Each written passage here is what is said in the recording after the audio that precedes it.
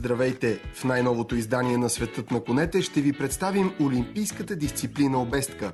Защо обездката е най-висшата форма на ездата? За това ще разкаже селекционерът на националния ни отбор Веселина Соколова. Ще ви представим един успешен тандем – Райко Гануков и Мирела Райкова от клуб Конкур. Топ-ездачите ни в прескачането на препятствия показаха най-опитните си коне в третия турнир от лигата Генерал Крумлекарски. Големият победител е Андрей Гочев от клуб Тракиец. Това е Светът на конете по БНТ HD. В разгара на сезона в конния спорт, миналия уикенд в Божурище, наблюдавахме повече от 330 старта. Програмата на третия турнир от традиционната лига по прескачане на препятствие Генерал Крумлекарски включваше 12 изпитания в рамките на 2 дни, от аматьори и деца до професионалисти. Кулминацията на турнира бе състезанието за големия приз. 10 ездачи с 17 коне стартираха в последното 12-то изпитание от програмата. В него участваха топ-ездачите ни в тази дисциплина, а 4 от тях с повече от един кон.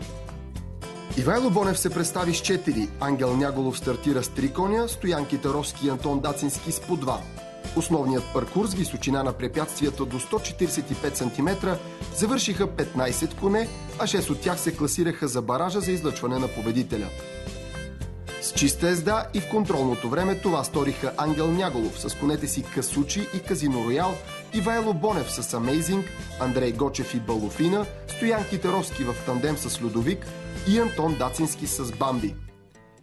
Андрей Гочев от клуб Тракиец и най-опитният му кон Балофина демонстрираха отлична езда и с най-добро време 38 секунди и 59 стотни спечелиха големия приз в турнира.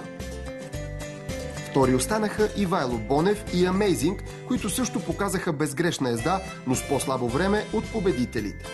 С двата си коня Ангел Няголов се нареди трети и четвърти. Стоян Китаровски и Антон Дацински завършиха съответно на 5-та и 6-та позиция. Състезанието мина много добре. След като вчера нямах много късмет, бутнах първо препятствие, се борихме. Имахме пак добро време и се класирахме на 5-то място.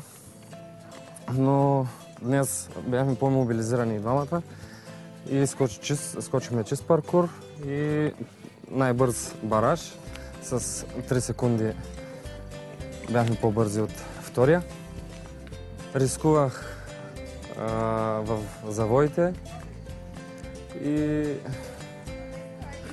тя беше достатъчно маневрена, за да ги преодолеем препятствията и чисто и бързо. Сезонът се развива добре. Направихме едно излизане в чужбина и конете сега са в добра физическа форма. Участвахме в Магна Рацино в Австрия. Там паркурите бяха по-различни, по-различен терен, паркур майстори, но аз съм доволен от представянето на всичките коне, с които бях. Класирах се с 6 годишния си кон Грезбо на първо място и това е нещо много добро за нас двамата. Предстои ни държавния шампионат за клас Т с нея и след това Световната купа 2 звезди тук в Божурище. Ще участвам с нея и с 6-годишната кобила Карина Борана и 7-годишния Касал. Обездката е част от олимпийската програма. Това е един от най-красивите спортове не само в конния спорт. В нея конни ездач демонстрират хармония, лекота и свобода на движенията. В обездката конят изпълнява упражнения под командата на ездача. Казват, че обездката е най-висшата форма на ездата. На държавното първенство по обездка, чието домакин бе базата в Божурище, участие взеха рекорден брой коне и ездачи. Повече за дисциплината обездка ще ни разкаже Веселина Соколова, която за пореден път стана държавен шампион. Освен състезател, тя е и главен селекционер на националния ни отбор. Състезателният манеж представлява това, което виждате зад мен. То е един правоъгълник с размери 20 на 60. Поставени са букви, които са за ориентация. Те са на определено разстояние. По тях се ориентира обаче само ездача. Коня се ориентира единствено и само по сигналите, които ездача му подава, за да може да се придвижва от една буква до друга и да изпълнява съответно упражненията. Има интересни движения, които са както напред, така и настрани. Те не са много естествени за коня, защото той в природата не ги изпълнява, но под действието на тежестта и краката и ръцете на ездача се движи по този начин. Те имат различни наименования, наричат се отстъпване на шенкела или полупристъпване, зависи от това на къде е огънат и в каква посока се движи. Едните са по-лекички, изпълняват се от младите коне, от децата, другите са по-сложни, вече от по-опитните ездачи. Интересното при обеската е, че има два типа тестове. Едните са така наречените стандартни тестове, при които състезателят предварително знае какво трябва да изпълни и го тренира продължително време. А другия вариант на теста, това е така наречения свободен стил, в който има музикален съпровод и съответни упражнения задължителни, които той трябва да включи в своята програма. Включвайки ги по определен начин, той получава оценка за трудност, за хармония и така нататък, който е малко по-различен тип от стандартния. Всъщност това се смята за по-трудното, по-тежкото изпитание и обикновено то определя шампиона. Външният вид на коня като самостоятелна оценка не влиза, но има оценка за общо впечатление, има оценка за перспектива на коня, особено на младите коне, което всъщност е част от външния вид на коня. Че вече се допуска да има, освен музикален съпровод, и текст, и някакви ефекти, за да бъде по-интересно за публиката. Преди няколко години можеше да бъде само инструментал. Всякакъв тип музика е позволена, стига да бъде в хармония с движенията на коня. Волта също е упражнение, което коня не би могъл да изпълни, ако ездача не го води по правилния начин. Така че волта също се изпълнява под ръководството на ездача. Свободният стил до голяма степен се доближава до художествената гимнастика, така че, както сте чували за проблемите относно субективизъм в художествената гимнастика, това съществува и в нашия спорт. Броя на съдиите е между 3 на държавни първенства, 5 задължително на международни турнири, до 7 на Олимпиада. Това е ново правило, от няколко години влезе в сила, точно във връзка с вашия въпрос да се намали субективизма при оценяването. Колкото повече съдии, счита се, че оценката би била по-реална. Всичките оценки на всичките съдии се смятат като средно аритметично, изчисляват се в проценти и това е фактически крайният резултат на състезателя. Съдиите оценяват всяко отделно упражнение от 1 до 10. Някои от упражненията, които са по-трудни за изпълнение, имат коефициенти, т.е. вместо 10 за тях състезателят получава 20 точки максимум, но както и в художествената гимнастика, десятки много рядко се пишат. Различни фамилии и различни жребци се ползват за производство на коне за обеска, т.е. такива, които дават коне с по-добри качества на движенията, по-красив екстериор, дори цвят, ако щете. В последните години се закупиха няколко коня, които наистина са доста качествени от чужбина, защото ние имаме добри ездачи, но всъщност голям процент от успеха се дължи на качествата на коня. Така че нашите състезатели вече са наясно, че за да бъдат конкурентни, трябва да имат и конкурентни коне. Когато приключи теста си по време на състезание, конят задължително бива преглеждан от стюард. Това е официално лице, член на съдийската комисия, не е ветеринарен лекар. Той преглежда амуницията на коня, има право да бърка в устата му, като поставя за всеки кон гумена ръкавица, която се сменя, разбира се, за да види дали в устата на коня няма нещо нередно. Оглежда белези от шпори, кръв ако има, защото в обеската кръв под каквато и да е форма води до елиминация на състезателя. Дори на най-големи състезания се е случвало топ ездачи да бъдат елиминирани поради кървене на коня. В обеската ездач изглежда по този начин. Задължително е да има на главата си каска или цилиндър, ако ездача е над 22 години и коня е над 7 годишен. Това е с цел безопасност. При по-големи ездачи цилиндъра е позволен. При всички останали е задължително да се носи каска. Големите имат право на избор, дали цилиндър или каска. Задължително облекло е фрака при юношите, при младите ездачи и при мъжете. При децата е задължително да бъдат с сака, т.е. тези крила не са позволени. Задължително е да има бял брич и да има бутуши, черно. Това, което виждате, също се нарича жабо. То е задължителен елемент. Ръкавиците също. Ако един ездач влезе в манежа без ръкавици, той получава наказателни точки, които се изваждат от общия му резултат. Това е моята работа, това е моето ежедневие. Мисля, че не бих могла без нея. Райко Гануков е един от най-изявените ни състезатели в обеската. Повече от 30 години се занимава с езда.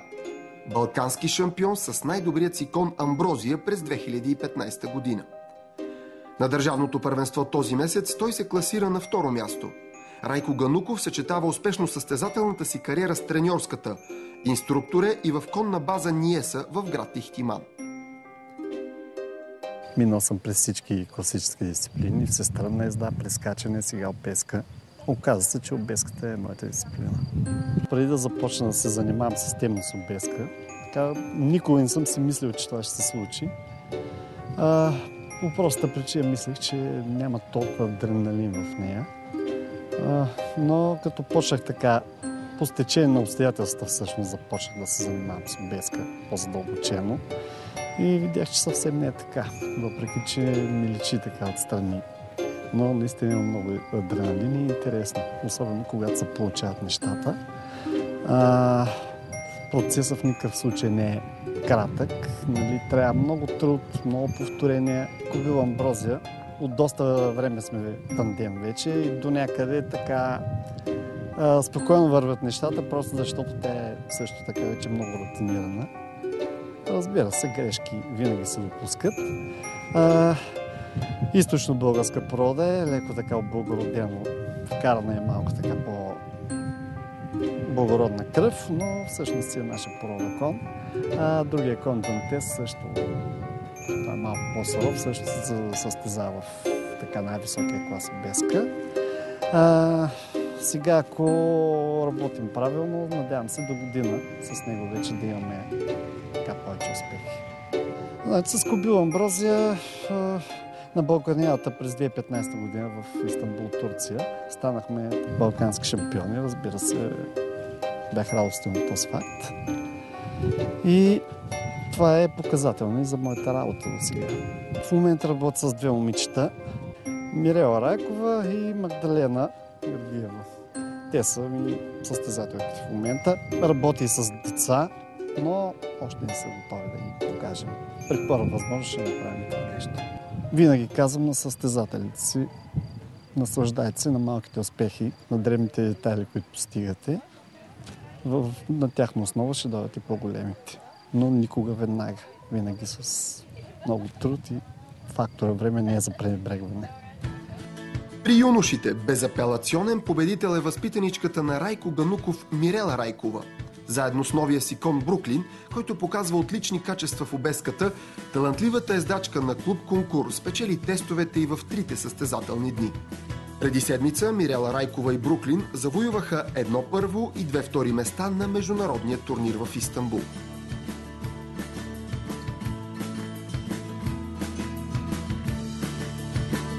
Аз съм Мирела Райкова, това е Кобила Бруклин, тя е на 11 години. Имаме я от около преди половин година и тренираме заедно. Мисля, че за краткия период, в който тренираме заедно, се сработихме много добре. Преди 2 седмици беше първото ми състезание с нея, първия старт, който беше в София. И 2 дни спечелихме първо място. Базата ми предложи да тренирам обеска, тъй като никой човек,